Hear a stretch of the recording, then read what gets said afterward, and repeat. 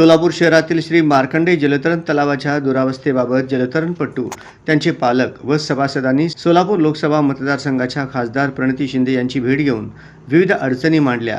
या तक्रारींची तात्काळ दखल घेत खासदार प्रणिती शिंदे यांनी श्री मार्कंडेय जलतरण तलाव येथे भेट देऊन प्रत्यक्ष परिस्थितीची पाहणी केली।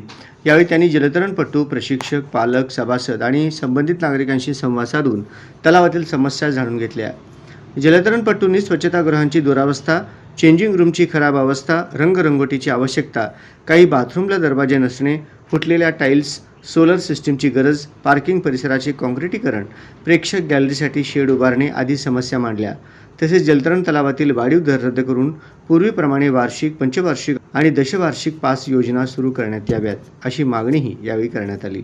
लवकरच राज्यस्तरीय स्पर्धा होणार असून उन्हाळी सुट्टीमुळे अनेक शिकाऊ विद्यार्थी जलतरण तलावात येत असल्याने खेळाडूंना सराव करताना मोठ्या अडचणींचा सामना करावा लागत असल्याचेही पालकांनी सांगितले।